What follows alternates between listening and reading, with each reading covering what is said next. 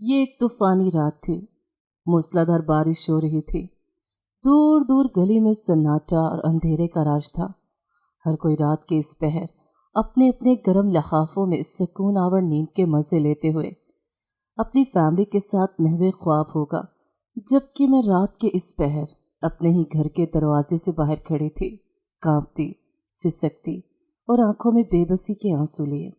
ये दरवाज़ा जहाँ से गुजरकर मैंने अपनी नई जिंदगी के ढेरों सपने आंखों में लिए सुहाग की पहली दहलीज पार की थी, आज मुझे वहीं से धक्के देकर निकाल दिया गया। मुझे अपने शौहर के साथ फ़कत 6 माह रहना नसीब हुआ। मुझे इस दरवाजे से निकालते वक्त बहुत कुछ कहा गया, लेकिन इन सब में एक लफ्ज़ बहुत ही भारी था, जिसे सुनकर मैं सकते में चले गई, और वो लफ्ज़ था बदचलन। मैं इस लफ्ज़ को सुनने के बाद अपने दिफा में कुछ बोल ही ना पाई, बस टुकर टुकर अपने शौहर की तरफ देखती रही कि शायद वो कुछ बोले, मेरा दिफा करे, क्योंकि ससुराल में बहू कमज़ोर हो या बाअसर अपने शौहर के ही आसरे पर होती है। लेकिन जब शौहर ही पैरों तले से ज़मीन खींच ले तो पूरे कदम के साथ कैसे खड़ा रहा जा सकता है। मैं भी धड़ाम से ज़मीन पर गिर गई थी। मुझे एक आखिरी उम्मीद थी कि शायद मेरा शौहर मुझे उठाने के लिए आए या कम से कम अपनी माँ को ही चुप रहने का कह दे, लेकिन वो तो मेरे सामने शोलाबार निगाहों से मुझे देखता हुआ अंदर कमरे में चला गया। मैं उसके पीछे जाना चाहती थी, लेकिन मेरे बिल्कुल सामने मेरी सास खड़ी थी, जो मुझे देखते ही धाड़ कर बोली, अभी और इसी वक्त हमारे घर से निकल जा, हमें मज़ीद अपने घर में गलाज़त नहीं चाहिए। वो मुझे अपने दोनों हाथों से पकड़े खींचते हुए दरवाजे तक लाई, तो मैंने उनके पाँव पकड़ लिए और कहा, ऐसा मत करें, मैं कहाँ जाऊँगी, कम से कम मुझे सुबह होने तक की मोहलत दें। अरे तेरे जैसियों को क्या मोहलत दें, तुझे तो इस वक्त भी कोई ना कोई ठिकाना मिल ही जाएगा। तेरे जैसियों के लिए ठिकानों की कोई कमी थोड़ी होती है। इनके लफ्ज़ नहीं थे, बरमे थे, जो मेरे तन बदन में जगह जगह जख्म डाल रहे थे, लेकिन मैं इन जख्मों की परवाह किए बगैर अपनी छत को बचाने के लिए तगोदो कर रही थी। इनके सामने हाथ जोड़कर खड़ी थी, मिन्नत कर रही थी, पैरों को हाथ लगा रही थी, मगर न जाने कैसा सख्त दिल था कि पिघलने को ही नहीं आ रहा था। रात के इस पहर तो कोई पालतू जानवर को भी घर से बाहर नहीं निकालता। मैं तो फिर जवान जहान लड़की थी। मैं उन्हें वास्ता देने लगी कि मैं इस वक्त कहाँ जाऊँगी, तो वह तड़क कर बोली, हमारी बला से जिधर जाती है जा, लेकिन मेरे बेटे की ज़िंदगी से निकल। तू है ही आवारा। जब से मेरे बेटे की ज़िंदगी में आई है, उससे एक दिन भी सुख का सांस नसीब नहीं हुआ। उनकी आंखों में मेरे लिए इतनी नफरत थी कि मैं लरस कर रह गई। गुस्से से उनका चेहरा सुर्ख था। मैं जब बाहर ना निकली तो उन्होंने मेरे चेहरे पर एक ज़ोरदार थप्पड़ दे मारा। मेरा कमज़ोर सा जिस्म एक झटके से दरवाजे से जा टकराया और सर से खून निकलने लगा, मगर इनके दिल में तरस न जागा। हालांकि वो खुद भी 3 बेटियों की माँ थे। मैंने सुना है कि जब औरत बेटे की माँ बनती है तो उसके दिल में दूसरों की बेटी के लिए भी वैसी ही मोहब्बत पैदा हो जाती है जैसी मोहब्बत वो अपनी बेटी के लिए रखती है। अम्मी क्या मुसीबत है, जान छुड़ाएं इससे। क्या शोर शराबा किया हुआ है, पूरे मोहल्ले को जगाना ज़रूरी है क्या? मेरा शौहर बरामदे में खड़ा होकर बोला, तो मैंने ज़ोर से उसे आवाज़ देकर कहा, ये जुल्म मत करो, तुम्हारी अपनी भी बहनें हैं। अगर कोई उन्हें इस तरह से आधी रात को घर से बाहर निकाले तो तुम्हारे दिल पर क्या बीतेगी? मेरे ये अल्फाज निकलने की देर थी कि मेरी सास ने ताबड़तोड़ थप्पड़ों की बारिश मुझ पर करना शुरू कर दी, और साथ ही साथ वो गुस्से से बोलती जा रही थी कि मेरी बेटियां तेरी तरह नहीं हैं। खबरदार जो अपनी गंदी जुबान पर मेरी बेटियों का नाम लाया। मेरा शौहर चुपचाप अपनी माँ को जुल्म करता हुआ देख रहा था। हालांकि वो साहिब इख्तियार था, अपनी जॉब करता था, चाहता तो मुझे अलग थलग घर लेकर दे सकता था, लेकिन शायद वो भी अपनी माँ की तरह मुझे अपने साथ रखना नहीं चाह रहा था। मेरे खिलाफ उसकी माँ ने उसे इतनी पट्टियाँ पढ़ा दी थी कि वो जब से छुट्टियाँ लेकर दुबई से आया था मुझसे सीधे मुंह बात तक नहीं कर रहा था। इसका जहन इतना जहर आलूद हो चुका था कि मेरी कोई भी फरियाद इसके दिल तक नहीं पहुँच रही थी। हालांकि हमारी लव मैरिज थी। उसने अपने घर वालों से लड़ झगड़ कर मेरे साथ शादी की थी और बहुत सारे वादे किए थे कि वो मुझे रानी बना कर रखेगा, और मैं आंखें बंद करके उसके सारे वादों पर यकीन करती चली गई। मैं अगर यकीन ना भी करती तो भी वो मुझे हर हाल में कबूल था, क्योंकि मुझे उस वक्त ये लगा था कि वो मुझसे बेपनाह मोहब्बत करता है। تو وہ میرے لیے ہر طوفان سے ٹکر مول لے لے گا۔ حالانکہ میری ماں نے مجھے منع بھی کیا تھا کہ میں جہانگیر سے شادی نہ کروں، کیونکہ اس کی ماں کافی سخت عورت ہے، لیکن میری آنکھوں پر تو اس وقت محبت کی پٹی بندھی ہوئی تھی، اور ویسے بھی مجھے اپنی ماں سے کوئی خاص لگاؤ نہیں تھا۔ اس نے میرے باپ کے مرتے ہی دوسری شادی کر لی تھی۔ میں اس وقت 16 برس کی تھی، کم سن سی لڑکی، مگر اپنے ستیلے باپ کی گندی نیت کو پہچان گئی۔ کئی بار میں نے اپنی ماں سے اپنے احساسات شیئر کیے، لیکن وہ الٹا مجھے ہی خاموش کروا دیتی اور مجھے مشورہ دیتی کہ جب وہ گھر آئے تو تم ادھر ادھر ہو جایا کرو، جبکہ میرے ستیلے باپ نے کئی مرتبہ میرے منہ پر کہا کہ تیری ماں سے شادی تیری وجہ سے کی ہے، ورنہ اس بوڑھی کو کون منہ لگاتا۔ میں اس کی یہ باتیں سن کر دل ہی دل میں لرز جاتی۔ کئی بار سوچا کہ اپنی ماں کو یہ تمام باتیں بتاؤں، لیکن اس کے ڈر کی وجہ سے میں کچھ نہ بول پاتی، کیونکہ اس نے مجھے دھمکی دے رکھی تھی کہ اگر کوئی بات بھی تمہاری ماں تک پہنچی تو میں اسے جان سے مار ڈالوں گا، اور پھر تمہیں مجھ سے کون بچائے گا۔ تو میں سوچتی کہ اگر وہ جیسا کہہ رہا ہے اس نے ایسا کر ڈالا تو کیا ہوگا۔ اس بھری دنیا میں ماں کے سوا میرا کوئی بھی نہیں تھا، لہٰذا میں اس کی بہت ساری گھٹیا عادتوں کو نظر انداز کرتے ہوئے خاموش ہو جاتی۔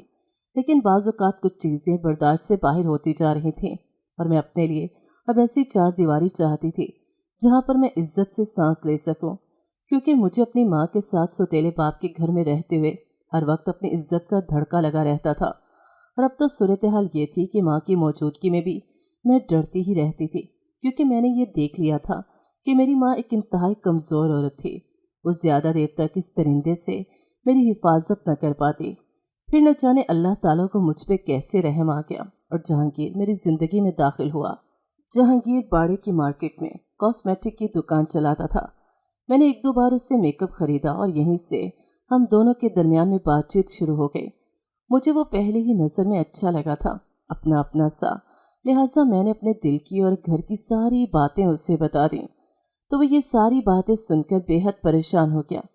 میں نے اسے صاف صاف کہہ دیا کہ اگر وہ مجھ سے سچی محبت کرتا ہے تو اپنا رشتہ ہمارے گھر بھجوائے۔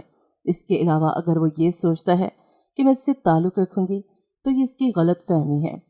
تو وہ میری اس بات پر خفا ہوا اور کہنے لگا کہ میں نے تمہیں کبھی بھی اس نظر سے نہیں دیکھا، میں خود بھی تمہارے ساتھ ایک پاکیزہ رشتے میں بننا چاہتا ہوں، اور نکاح سے بڑھ کر یہ پاکیزہ رشتہ کیا ہوگا۔ میں اپنی ماں کو جلدی تمہارے گھر بھیجوں گا، لیکن جب تک کوئی بندوبست نہیں ہو جاتا تم کوشش کرو کہ یہاں نہ رہو۔ تو میں نے اس سے بتایا کہ میرا تو اس دنیا میں ایک ماں کے علاوہ اور کوئی بھی نہیں، میں کہاں جا کر پناہ لوں۔ تو میری بات سن کے وہ گہری سوچ میں ڈوب گیا اور بولا، ویسے تو ہمارے گھر میں کوئی مسئلہ نہیں، لیکن میری امی شروع سے ہی میرا رشتہ اپنی بہن کی بیٹی کے ساتھ کرنے کی خواہش مند ہے۔ اب جب انہیں پتہ چلے گا کہ میں تم سے شادی کرنا چاہتا ہوں تو نہ جانے وہ کیا ری ایکٹ کریں گی۔ بس میں اسی بات سے پریشان ہوں، لیکن میں آج ہی امی سے بات کروں گا کیونکہ یہ بہت ضروری ہو گیا ہے۔ تو اس کی بات سن کے میرے دل کو تسلی ہو گئی، کیونکہ میں یہ بات جانتی تھی کہ جہانگیر اپنی بات کا پکا اور کھرا انسان ہے، کیونکہ کئی معاملات میں نے اسے دیکھا تھا کہ وہ جو بات کرتا اسے پوری کر کے ہی رہتا۔ تو مجھے اس پر یقین سا آ گیا کہ جہانگیر ہی وہ شخص ہے جو میرے دکھوں کا مداوا بنے گا۔ مگر اس کی ماں کو جب میرا پتہ چلا تو وہ ہتھے سے اکھڑ گئی۔ وہ مجھے بنا دیکھے ہی نفرت کرنے لگے اور میرے سخت خلاف ہو گئے۔ انہوں نے جہانگیر کو صاف انکار کر ڈالا، تو جہانگیر نے بھی انہیں واضح الفاظ میں بتایا کہ اگر اس کی شادی مجھ سے نہ ہوئی تو بھی وہ خالہ کی بیٹی سے شادی نہیں کرے گا، کیونکہ وہ اسے ہمیشہ بہن کی نظر سے دیکھتا آیا تھا۔ جہانگیر کے انکار کرنے کی دیر تھی کہ اس کے گھر میں ایک جنگ سی چھڑ گئی۔ ایک طرف جہانگیر کی ماں اور بہنیں تھیں تو دوسری طرف جہانگیر کھڑا تھا۔ اس کے گھر میں میری وجہ سے بلند ہونے والی بحثیں میری سماعتوں تک پہنچتی رہیں، تو میں حد سے زیادہ فکر مند ہونے لگی کہ کہیں وہ مجھے چھوڑ ہی نہ دے۔ مگر وہ اپنی ضد کا پکا نکلا اور بالآخر اپنی ماں کو راضی کر کے ہی دم لیا۔ چند دن بعد اس کی ماں ہمارے گھر آئی، مگر خوشی کا ایک شائبہ بھی اس کے چہرے پر نہ تھا۔ امی نے مجھے کچن میں چائے بنانے کا کہا، مگر میرے ہاتھ کانپ رہے تھے۔ میں نے چینی کم ڈال دی، مگر یہ معمولی غلطی بھی جیسے گناہ بن گئی۔ آج کل کی لڑکیوں کو تو چائے بنانا بھی نہیں آتا، یہ پورا گھر کیسے سنبھالیں گی؟ وہ اپنی مجازی خدا کو کیسے خوش کریں گی؟ میرا جہانگیر تو کھانے میں ذرا سا فرق پر کھانے کے برتن اٹھا کر پھینک دیتا ہے، اس لیے اگر بیٹی بیانی ہے تو اسے کچھ گن بھی سکھاؤ۔ لگتا ہے اس نے سارے گن صرف عاشقی معشوقی میں ہی سیکھے ہیں۔ اس کی ماں میرے منہ پر بیٹھے بیٹھے مجھے باتیں سنا گئی और मैं सुन हो गई। ये तलख बातें सुनकर अम्मी ने मेरी तरफ देखा, लेकिन मैंने नजरें चुरा लीं। वो तो डट कर खा पी कर हमारे घर से चली गईं, लेकिन अम्मी ने रोना शुरू कर दिया और मुझे समझाते हुए बोली कि तुम अपने साथ क्या करने जा रही हो। तुमने इस औरत के तेवर देखे हैं कि तुम्हें कभी भी चैन से बैठने नहीं देगी। तुम मुझसे लिखवा लो, जो औरत रिश्ता मांगने आई हो और ऐसी बातें कर रही हो, वो रिश्ता हो जाने के बाद क्या कुछ कर सकती है, इसका ठीक ठाक अंदाज़ा मुझे अपने तजर्बे से हो रहा है। लेकिन मैंने अम्मी को कोई जवाब नहीं दिया और उंगली से ज़मीन पर लकीरें खींचती चली गई कि एकदम अम्मी ने मेरा हाथ पकड़ लिया और कहा, तुम्हें मेरी बात क्यों समझ नहीं आ रही? मैं तुम्हारी माँ हूँ, कोई दुश्मन तो नहीं। लड़के की माँ इंतहाई तुर्श मिजाज है। अगर आज ये तुम्हारी पसंद का फैसला कबूल करने पर मजबूर है तो कल तुम्हारी जिंदगी जहन्नुम बनाने में भी देर नहीं करेगी। मैंने उनकी आंखों में आंखें डालकर कहा, अम्मी मैं यहाँ कितनी खुश हूँ, जो आप बार बार मेरी खुशी का जिक्र करके मुझे एहसास कमतरी में मुब्तला किए जा रहे हैं। क्या आप जानती भी हैं इस घर में दिन ब दिन मेरे लिए कितनी खतरनाक सूरत हाल पैदा हो रही है? आप तो रात को नींद की गोलियां खाकर सो जाती हैं, मगर मुझे खौफ के मारे नींद नहीं आती। कम अज़ कम वहाँ मुझे जहांगीर का सहारा तो होगा। अम्मी की आंखें भर आईं। वो नम आंखों से बोले, काश मैं दूसरी शादी न करती तो आज तुम्हें ये दिन न देखना पड़ता। मैंने उनके कंधे पे हाथ रखा। अम्मी, जो हो चुका है उससे पछताने का फ़ायदा नहीं। बस आप दुआ करें कि जो होने वाला है वो मेरे हक में बेहतर हो। निकाह के दिन मेरी होने वाली सास ने अपनी सर्द मेहरी का भरपूर इजहार किया। ना कोई खुशी, ना कोई दुआ। मैं जानती थी कि मेरा असल इम्तिहान अभी शुरू होना है। वो मुझे ब्याह कर अपने घर ऐसे लेकर गईं कि जैसे मंडी से कोई जानवर खरीद कर ले जाया जाता है। मैं जब अपने ससुराल पहुंची तो सास और नंदे मुझे गाड़ी से उतारे बगैर ही उतरकर अंदर चले गए। तो ऐसे में जहांगीर ने ही मुझे गाड़ी से उतरने में मदद की और कमरे तक लेकर गया। शादी के बाद आने वाली बहू के लिए जो भी रस्में होती हैं, मेरी सास ने कोई रस्म न की, बल्कि अपने इकलौते बेटे की शादी पर उन्होंने घर में किसी किस्म की सजावट भी नहीं होने दी। ऐसा लगता था जैसे शादी ना हुई हो, कोई मातम हो गया हो। लाउंज की तमाम लाइटें बंद करके मेरी सास और नंदे कमरे में दुबक कर बैठ गए। ससुराल में अपना ये स्वागत मुझे अंदर तक सर्द कर गया। मैं उसी लम्हे समझ गई कि यहाँ पर मेरी जिंदगी कोई इतनी आसान नहीं, लेकिन मुझे ये उम्मीद थी कि जहांगीर मेरी पुश्त पर एक मजबूत सहारे के तौर पर मौजूद है, लिहाजा मैं सब कुछ बर्दाश्त कर लूँगी। लेकिन ये मेरी खुशफहमी थी जो जहांगीर की मौजूदगी में ही दूर हो गई। शुरू में जहांगीर अपनी माँ के तल्ख रवैये पर मुझे हौसला देता तो मेरी भी ढारस बन जाती, लेकिन फिर आहिस्ता आहिस्ता उसे चुप ही लगती चली गई। ऊपर से मेरी आदत भी शिकवे शिकायत वाली नहीं थी, लिहाजा मैं सब्र के घूंटे पीती रही। छोटी छोटी बातों पर तंजिया, कुटीले जुमले, मेरे हर काम में से नुक्स निकालना और सबसे बढ़कर जहांगीर के कान भरना। तुम्हारी बीवी को कोई काम सलीके से करना नहीं आता। तो मैं ज़्यादा परेशान तब हो जाती जब जहांगीर भी जिद होकर मुझे ही बातें सुनाता और कहता कि तुम कुछ सीख क्यों नहीं लेती? आखिर मेरी माँ इतनी भी तो गलत नहीं होगी ना, तुम में ही कुछ सलीके की कमी होगी। जहांगीर की बात सुन के मैं पत्थर की हो जाती। मैंने पहली बार उसके सामने शिकवा किया कि क्या वो अपनी माँ को नहीं जानता, तो वो मेरी बात सुन के खामोश हो गया। जाहिर है उसके पास कहने के लिए कुछ भी नहीं था, तो मैंने भी बात को तूल नहीं दिया। जब से जहांगीर मुझ पर बिगड़ा था तब से ही मैंने कमर कस ली कि आइंदा अपनी सास को शिकायत का मौका नहीं दूंगी। मैं सुबह से शाम तक कोल्हू के बैल की तरह घर के कामों में जुटी रहती, लेकिन वो खुश फिर भी न रहती। मैंने अपने और उनके दरमियान फासले ख़त्म करने के लिए उन्हें अम्मी कहना शुरू कर दिया। हालांकि मैंने आंटी कहती थी तो वो मेरी अम्मी पुकारने पर एक दिन इंतहाई तंज़ी अंदाज में हंसी। मेरे लिए लफ्ज़ मत इस्तेमाल करो, मेरी एक ही बहू होगी और वो मेरी बहन की बेटी। उनकी बात सुन के मेरा दिल डूब गया। मैं समझ गई कि मैं चाहे जितनी भी कोशिश कर लूँ, ये औरत मेरी माँ नहीं बन सकती और ना ही मुझे बहू के रूप में कबूल करेगी, चाहे मैं इसके सामने उल्टे सर लटक कर ही क्यों न खड़ी हो जाऊं। दिन गुजरते गए और सास के रवैये में सख्ती बढ़ती गई। कभी नंदों के सामने मेरी बेइज्जती की जाती और कभी काम में कीड़े निकाले जाते। कभी मुझे खाने में देर होने पर सख्त बातें सुननी पड़ती। एक दिन जब मैं बीमार थी तो वो मेरे कमरे में आई, मगर तीमारदारी के लिए नहीं बल्कि मुझे झाड़ पिलाने के लिए। ये नखरे जहांगीर के सामने करो, मेरे सामने नहीं। सारे किचन में काम बिखरा पड़ा है और तुम यहाँ महारानियों की तरह मज़े से लेटी हो। हालांकि वो अच्छे से जानती थी कि मुझे बुखार है, लेकिन इसके बावजूद उनके दिल में रहम ना आया। मुझे शदीद बुखार था, मगर मैंने चुप रहने में आफियत जानी। जब जहांगीर आया और उसने मेरा हाल देखा तो वो गुस्से में आ गया। तुम तो कह रही थी कि तबीयत ठीक नहीं, लेकिन तुम तो भली चंगी हो। जिनकी तबीयत खराब होती है वो आराम करती हैं, यूँ धड़ाधड़ काम नहीं करती। पूरा ड्रामा हो तुम पे। मैं जहांगीर की बात सुन के हैरत से उसकी तरफ देखने लगी। मेरा दिल चाहा कि मैं धाड़े मार मार के रोऊं। उस दिन मुझे एहसास हुआ कि मुझे यहाँ किसी का साथ नहीं मिलने वाला। मैं इतनी बददिल हो गई कि कमरे में जाने की बजाय छत पर चली गई। एक तो मैं खुल के रोना चाहती थी और दूसरा मैं तन्हा बैठ के ये सोचना चाहती थी कि क्या जहांगीर से शादी का फैसला मैंने गलत तो नहीं कर लिया। मगर फिर मुझे अपनी माँ की बेबसी याद आई, अपने माजी के दुख याद आए, तो मैंने एकदम खुद को तसल्ली देते हुए कहा कि कम से कम इस जिंदगी से तो बहुत बेहतर है ये जिंदगी। अपने सौतेले बाप को सोचकर मैंने झुरझुरी ली। मैं हर रोज खुद को हौसला देती कि एक दिन सब ठीक हो जाएगा।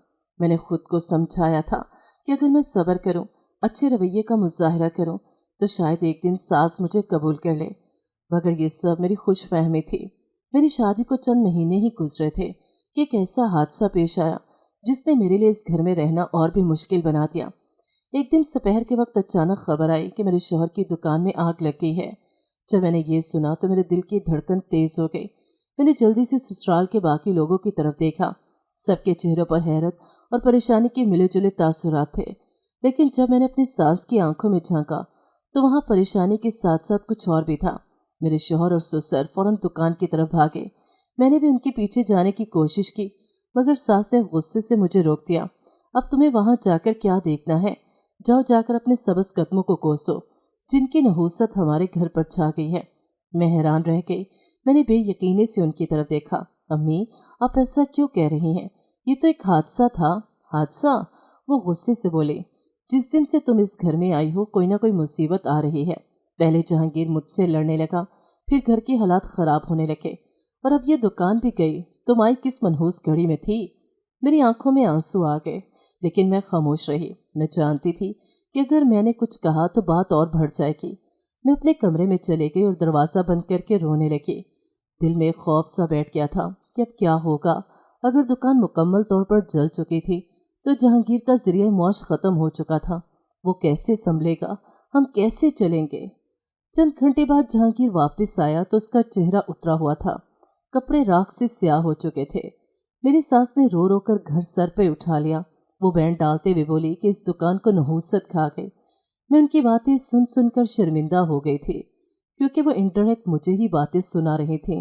लेकिन मैंने उनकी बातों को दिल पर न लिया और जहांगीर की दिलजोई करने के लिए उसके पास गई तो वो मुझे देखते ही गुस्से से कमरे से बाहर निकल गया। मैं उसके पीछे जाना चाहती थी, मगर सास ने मेरे रास्ते में दीवार बन के खड़े होकर कहा, अब इसके सर पर सवार होने की जरूरत नहीं, पहले ही इसका सब खत्म हो चुका है। अब तुम मुझसे और परेशान करोगी। मैं खामोशी से पलट आई। अंदर से मेरा दिल टूट रहा था, मगर मैंने खुद को मजबूत रखा। मैंने सोचा कि वक्त के साथ सब ठीक हो जाएगा, मगर मैं गलत थी। अगले दिन से ही सास ने मुझ पर जुल्म के नए दरवाजे खोल दिए। मैं जो भी करती वो किसी न किसी तरह मुझे कोसने का बहाना ढूंढ लेती। खाने में नमक कम होता तो कहती, तुम्हारी नहूसत ने हमारा जायका भी छीन लिया। बर्तन धोने में देर हो जाती तो बोलती, जब से ये आई है सब कुछ बर्बाद हो रहा है। घर में कोई चीज़ गुम हो जाती है तो इसका इल्ज़ाम भी मुझ पर लगता। लेकिन जो चीज़ सबसे ज़्यादा तकलीफ देती वो मेरे शौहर का रवैया था। वो जो पहले मेरे साथ देने के लिए अपनी माँ से बहस करता था, अब उसका मिजाज भी बदल चुका था। वो खामोश रहने लगा, मुझसे दूर दूर रहने लगा, जैसे मैं वाकई किसी मुसीबत की जड़ हूँ। मैंने कई बार उससे बात करने की कोशिश की, मगर उसने या तो बात टाल दी या मुख्तसर जवाब देकर चल दिया। एक रात मैंने हिम्मत करके उससे पूछा, जहांगीर तुम मुझसे दूर क्यों हो गए हो? क्या तुम्हें भी लगता है कि मैं मनहूस हूँ? वो थोड़ी देर खामोश रहा, फिर थके हुए लहजे में बोला, मैं नहीं जानता, बस मैं बहुत परेशान हूँ। दुकान के जलने के बाद हालात बहुत ख़राब हो गए हैं।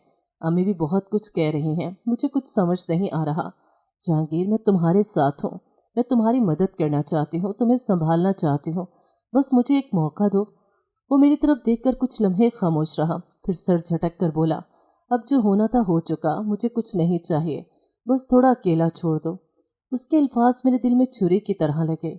मैंने सोचा था कि कम से कम वो तो मेरा सहारा होगा, मगर यहाँ तो सब कुछ उल्टा हो रहा था। फिर जहांगीर इतना बददिल हुआ कि उसने बाहर के लिए अप्लाई कर दिया। मुझे जब पता चला कि वो बाहर जाना चाह रहा है तो मेरे पैरों तले से ज़मीन ही निकल गई। وہ یہاں پر تھا تو مجھے کچھ حوصلہ رہتا تھا، وہ اگر بالکل ہی یہاں نہ ہوا تو میں اس گھر میں کیسے رہوں گی؟ یہ تو جہانگیر کا ڈر تھا، ورنہ میری ساس تو مجھے یہاں کھڑا ہونے کی بھی جگہ نہ دے۔ میں نے جہانگیر کو روکنا چاہا مگر وہ نہ رکا، روزگار کے لیے دبئی چلا گیا۔ وقت گزرتا گیا اور میرے لیے سسرال میں رہنا مزید مشکل ہوتا گیا، کیونکہ میری ساس کے تلخ رویے تو میں برداشت کر رہی تھی، مگر جب وہ مجھ پر شک کرتی تو یہ بات میرے لیے ناقابل برداشت ہو جاتی۔ وہ نہ جانے کیسے دو کی چار لگا کر جہانگیر کو میرے کردار کے حوالے سے بھڑکاتی رہتی کہ وہ بھی مجھ سے ڈھنگ سے فون پر بات نہ کرتا۔ ایک دن میں نے چپکے سے اپنی ماں کو فون کیا، جیسے ہی ان کی آواز سنی میرا ضبط ٹوٹ گیا، میں پھوٹ پھوٹ کر رونے لگی۔ امی میں کیا کروں، یہاں میرا جینا مشکل ہو گیا ہے۔ ماں نے آہستہ سے کہا، بیٹا صبر کرو، ہر آزمائش کے بعد آسانی آتی ہے۔ جہانگیر کچھ دن کی چھٹی لے کر جب گھر آیا تو مجھے لگا کہ جیسے عید ہو گئی ہو، لیکن جہانگیر پہلے جیسا جہانگیر نہیں رہا۔ میں حیران تھی کہ اسے کیا ہو گیا ہے، یہ تو مجھ سے ڈھنگ سے بات بھی نہیں کر رہا۔ وہ جب سے واپس آیا تو کافی بدلا ہوا تھا۔ پہلے تو میں نے اس کے رویے میں آتی اس تبدیلی کو زیادہ محسوس نہیں کیا، مگر جیسے جیسے وقت گزرتا گیا مجھے اندازہ ہونے لگا کہ اس کی توجہ مجھ سے ہٹ چکی تھی۔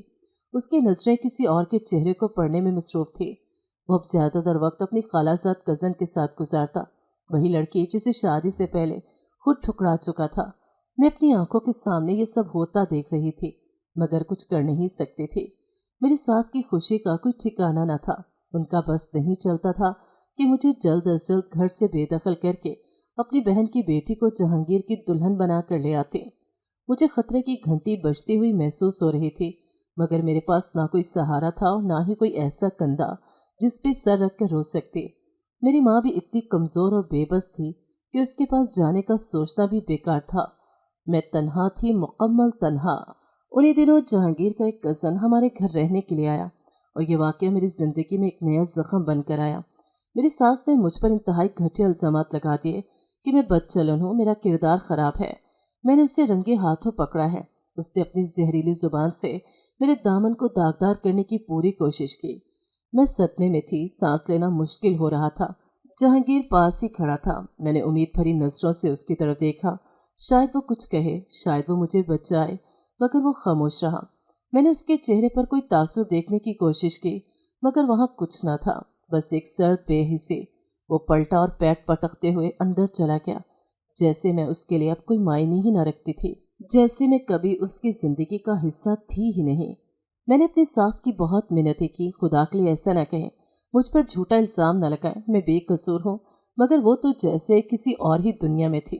اپنے غصے اور طاقت کے نشے میں چور اس نے مجھے بازو سے پکڑا اور گھسیٹتے ہوئے دروازے کے قریب لے آئے۔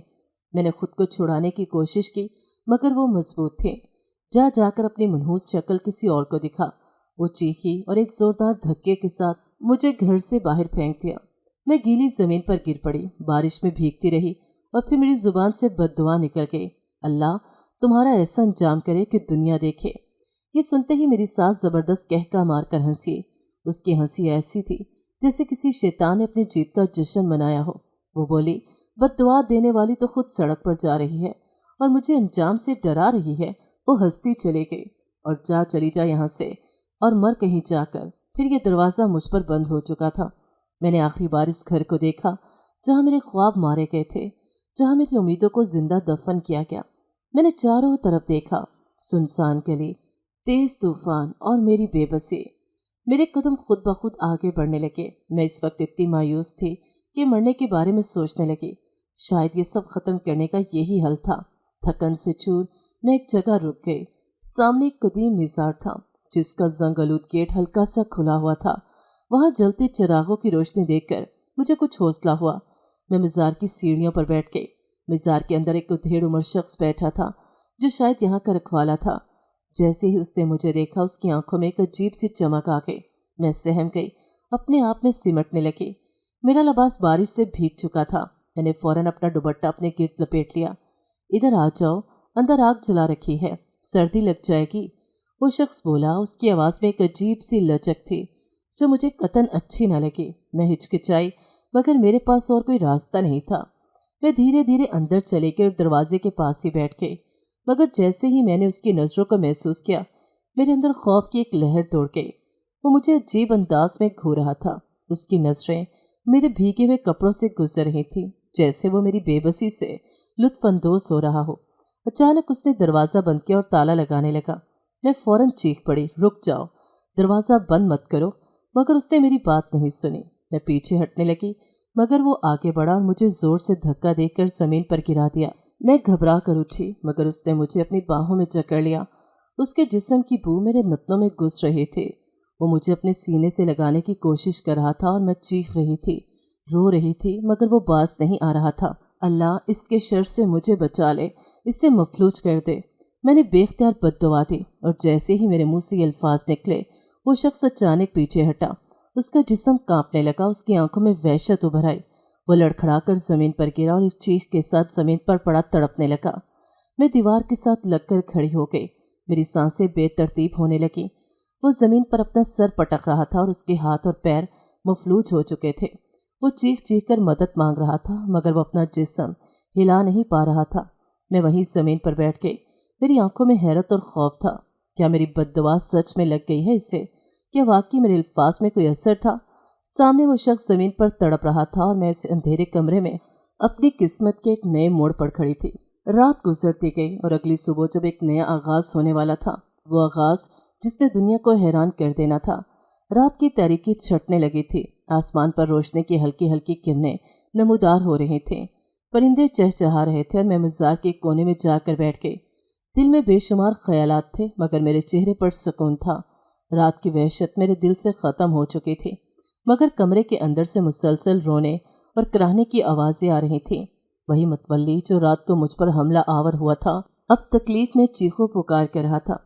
उसकी चीखें इतनी तेज़ और दर्दनाक थीं कि मज़ार पर आने वाले लोग एकदम से चौकन्ना होकर इर्द गिर्द देखने लगे कि ये आवाज़ें कहाँ से आ रही हैं। अचानक ही कुछ लोग दौड़ते हुए कमरे के अंदर गए तो देखा मतवल्ली ज़मीन पर लेटा हुआ है और उसके बदन में बिल्कुल भी जान नहीं। लोगों ने फटाफट उसके ऊपर गर्म कंबल उड़ा दिया। लोगों ने जब इस शख्स को ज़मीन पर बेबस पड़े देखा तो कोई कह रहा था कि शायद कोई असेब आ गया है, कोई बोला कि अल्लाह की पकड़ हो गई है, मगर वो मुसलसल अपनी कांपती हुई उंगली से मेरी तरफ इशारा कर रहा था। उसकी नज़रें खौफ और इल्तिजा से भरी हुई थी। मुझे इस लड़की के पास ले जाओ, मुझे उसके पास ले जाओ, उसने हाँफते हुए कहा। तो इसके करीब खड़े लोगों ने हैरत से उसकी तरफ देखा और कहा, तुम इस हालत में इस लड़की के पास जाकर क्या करोगे?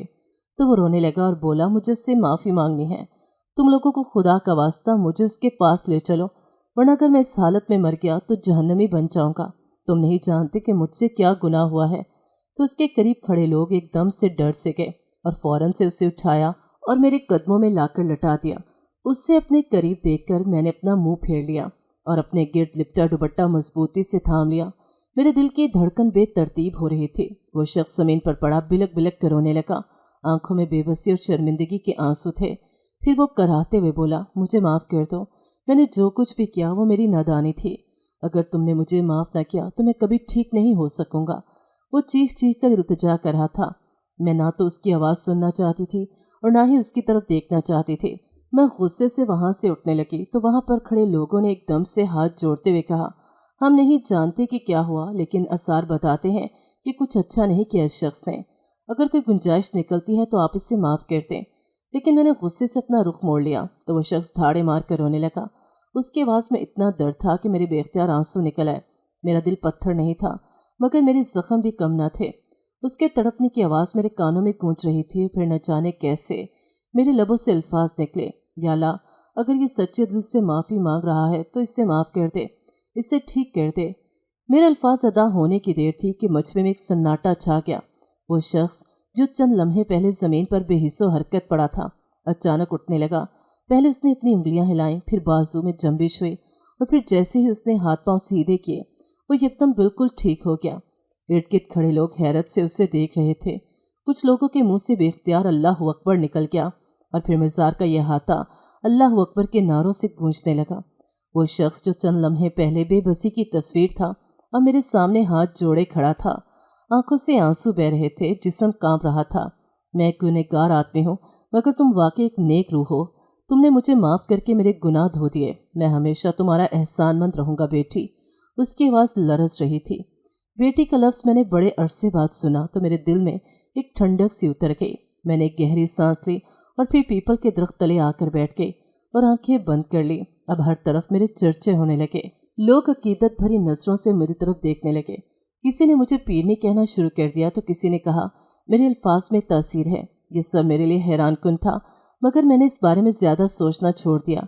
मैंने मज़ार को ही अपना मस्कन बना लिया। लोगों ने मुझे कबूल कर लिया। मुझे पक्का पकाया खाना मिलने लगा, इज्जत मिलने लगी, और जो भी मेरे पास आता वो मुझसे दुआ की दरख्वास्त करता। मैं भी उन्हें दिल खोल कर दुआएं देती, और जब वो खुश होकर जाते तो मेरा भी दिल खुश हो जाता। मेरी ज़िंदगी में एक ठहराव आ गया था। ना कोई फिक्र थी, ना कोई परेशानी। शायद खुदा ने मेरी तन्हाई को मखलूक की खिदमत में बदल दिया था। दिन गुजरते गए और मेरा हल्का बढ़ता गया। दूर दूर से लोग मेरे पास आते और मैं सबको मोहब्बत और सुकून बांटती। फिर एक दिन एक नौजवान लड़की मज़ार पर आई। उसकी सांसें फूली हुई थी और चेहरे पर खौफ के आसार थे। बीबी जी, कचरे के ढेर में एक औरत पड़ी है, वो आपका नाम पुकार रही है। मेरी पेशानी पर बल पड़ के। कौन है? मैंने बेचैनी से पूछा। मुझे नहीं मालूम, मगर वो बहुत बुरी हालत में है और बस बार बार आपका नाम ले रही है। मेरे कदमों में एक अनजानी लर्जिश पैदा हुई। मैं लड़की के साथ चल पड़ी और जब उस कचरे के ढेर पर पहुंचे तो मेरे कदम जमीन में चमके। मेरी आंखें हैरत और सदमे से फटने को थीं। वो मेरी सास थी। गंदगी के ढेर में बैठी, बोसीदा कपड़ों में लिपटी, चेहरा जर्द, आंखों में अंधेरा। उसके मुंह पर मक्खियां भिनभिना रही थीं और वो मुझे देखते ही ज़ारो की तार रोने लगी। मैं कुछ लम्हे तक सकते में खड़ी रही। मेरे कदमों में से जान निकल गई। उसे देखकर मेरे दिल में दर्द ने अंगड़ाई ली और मुझे एकदम से जहांगीर याद आया, जो मेरी पहली और आखिरी मोहब्बत था। मगर इंसानी ज़िंदगी की तरह मोहब्बतें भी फ़ानी होती हैं, लेकिन अल्लाह से की जाने वाली मोहब्बत हमेशा रहने वाली होती है। अचानक मेरे होंठों पर एक अजीब सी मुस्कुराहट तैर गई। वो मेरे सामने हाथ जोड़कर गिड़गिड़ाने लगी। मुझे माफ़ कर दो, मैंने तुम पर जो जुल्म किया उसकी मुझे बहुत बड़ी सज़ा मिल चुकी है।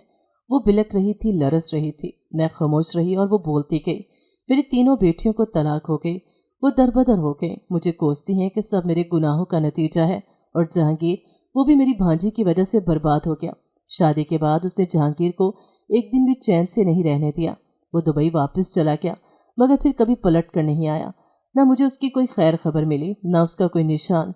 मेरी भांजी ने मेरे ही मकान पर कब्जा कर लिया और हम माँ बेटियां दरबदर हो गए। मेरी अपनी बेटियां भी मुझे छोड़कर जा चुकी हैं। मैं अकेली रह गई हूँ। मैंने आसमान की तरफ देखा। मुझे अल्लाह से बहुत शिकवे थे, मगर आज मेरे हर शिकवे का जवाब मेरे सामने था। मैंने सास की तरफ देखा। वो औरत जो कभी अपनी ताकत पर गुरूर करती थी, आज खाक में मिली हुई थी। वो इबरत का निशान बन चुकी थी। मेरे पास दौलत थी, इज्जत थी, ताकत थी, और वो मोहताज थी। मैं चाहती तो इस पर कहका लगा सकती थी, मगर मुझे खौफ आया। मैंने उसे उठाया, अपनी खिदमत पर मामूर औरतों को हुक्म दिया कि इसे नहलाकर साफ कपड़े पहनाएं और फिर इसे खाना खिलाएं। मेरी नरमी पर वो शर्मिंदा हो गई। मेरे पैरों में गिर कर बोली, मुझे माफ़ कर दो।